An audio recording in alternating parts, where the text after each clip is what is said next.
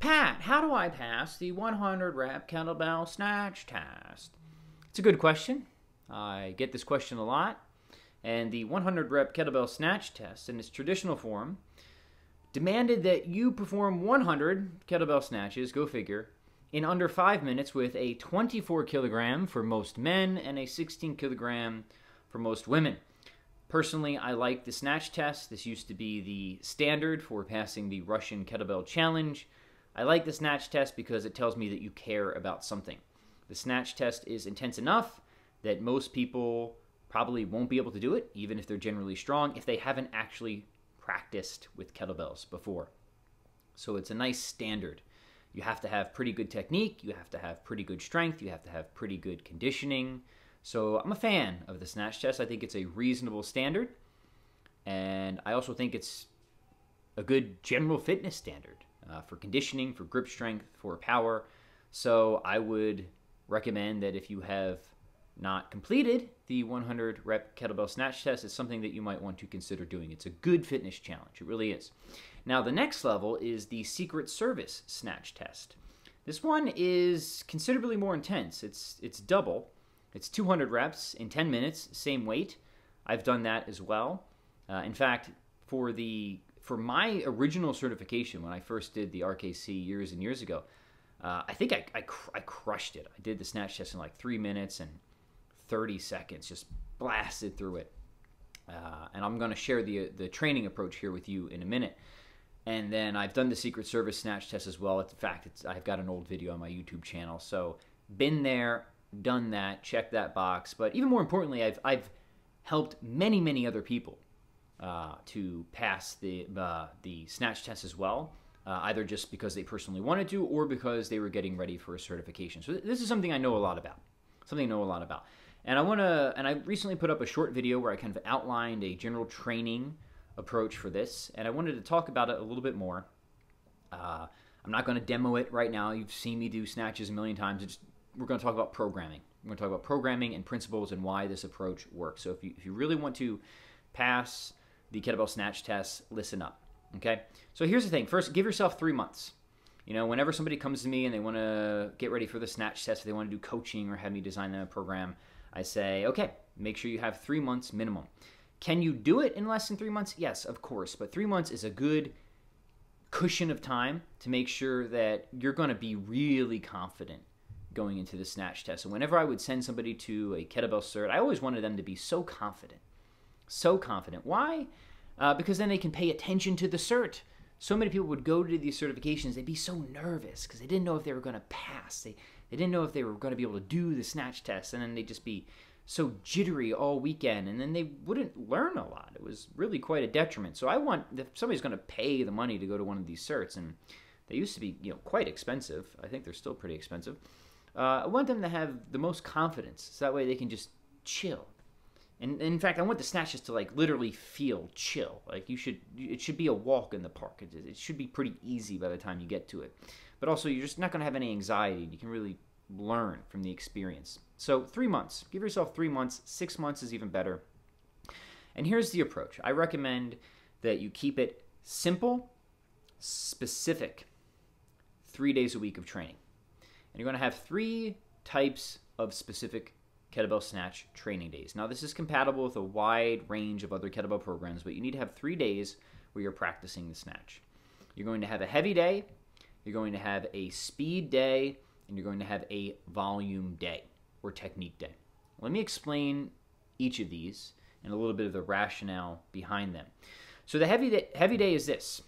You're going to do ladders, typically 1 to 5, up to 5 reps and back down by 1 rep, 1 on the right, 1 on the left, 2, 2, 3, 3, go up to 5, back down, but use a weight that is at least 1 kettlebell size heavier than your current snatch test weight. The idea here is just to really build more strength and power to make your actual snatch test bell feel lighter. This is just a good thing to do. So a lot of what I did for myself and with my clients is just get comfortable using heavier kettlebells. If you have to do a 24 kilogram for the snatch test, then you should be doing a lot of your snatch practice or even one-arm swing practice with a 28 or a 32 or even heavier.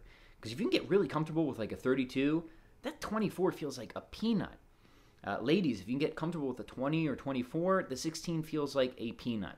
So 1 day a week of, call it overload training, where you use a kettlebell that is at least 1 to 2 sizes heavier than your snatch test weight, and the reps will be lower. Ladders work great for this. Just 1 to 5 ladders are awesome. You can go higher rep if you can go higher rep.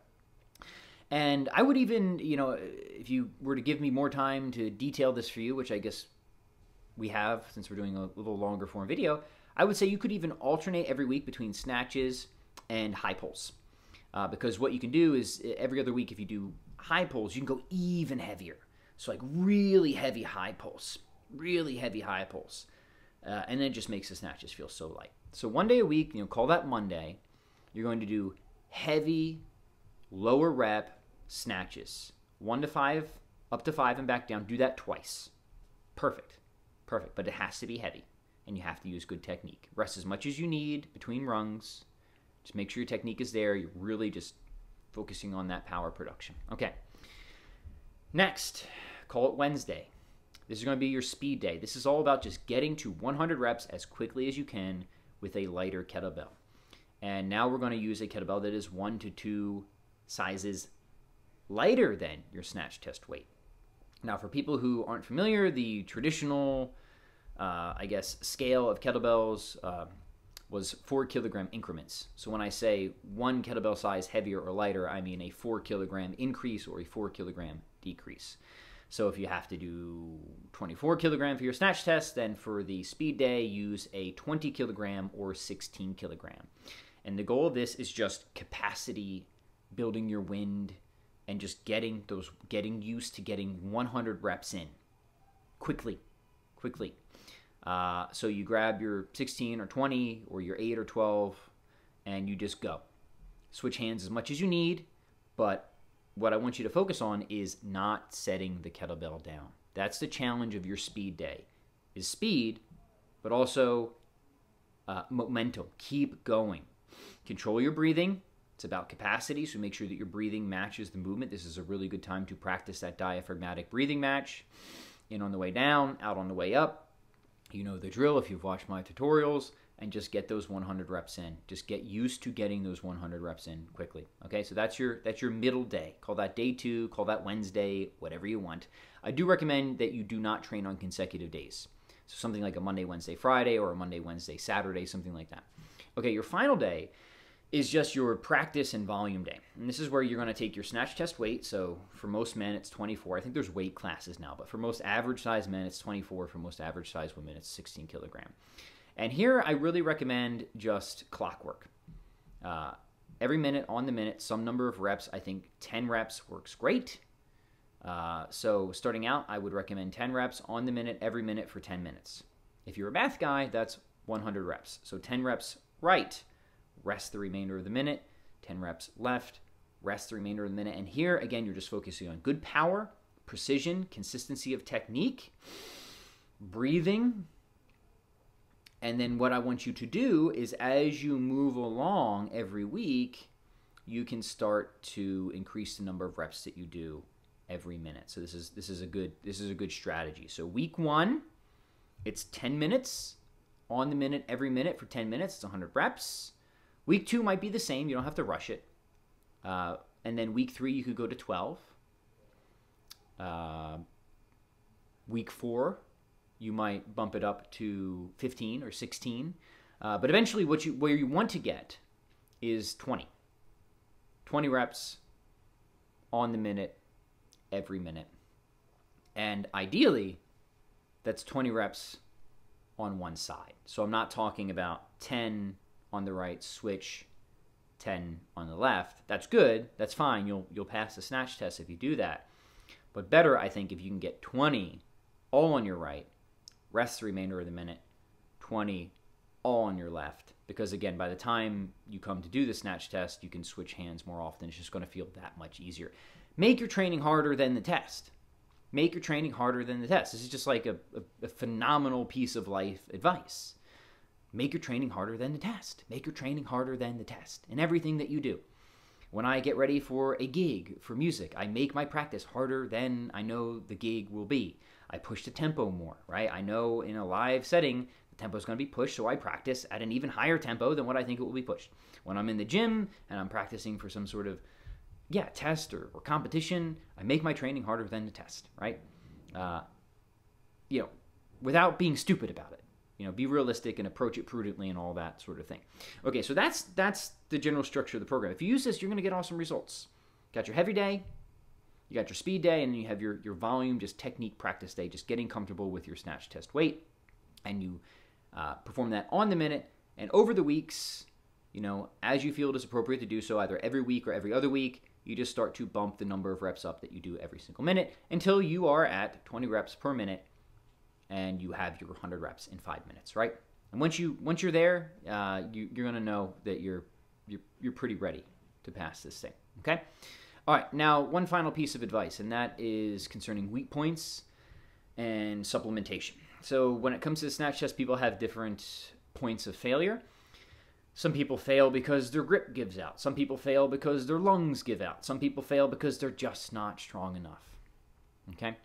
So identify what you think your weakest link is right away and start to give it a little extra attention. So for example, if your weak link is grip, your grip is giving out, then you need to do some extra work of heavy, extended sets of single arm swings. Take the thumb off, hook grip it, and just do as many single arm swings as you possibly can with a very heavy bell, like right up to failure.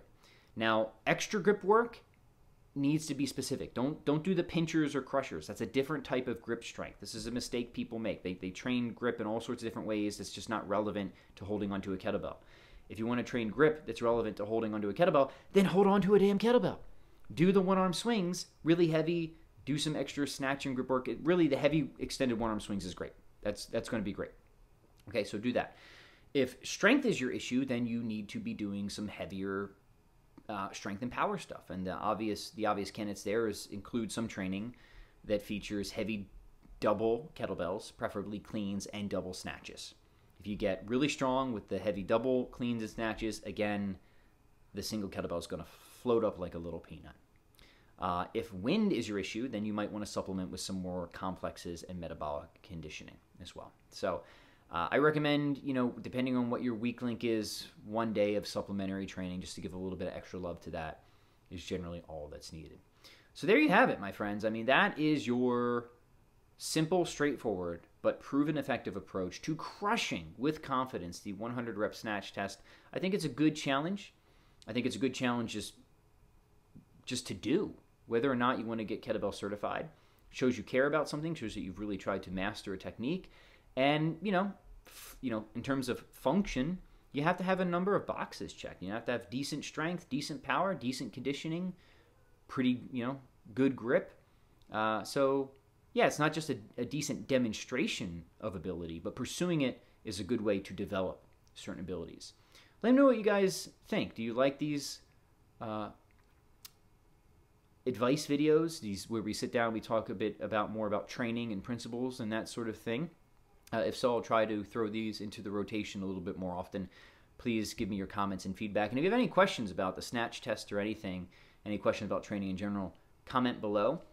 Please like and share if you haven't been here before, and please join the conversation. These things really help the channel. Your comments, your feedback, your questions, all the conversation really helps to make sure that we're kind of bringing new people into the fold. So I really appreciate it. Thank you for tuning in, and I hope you found this advice helpful.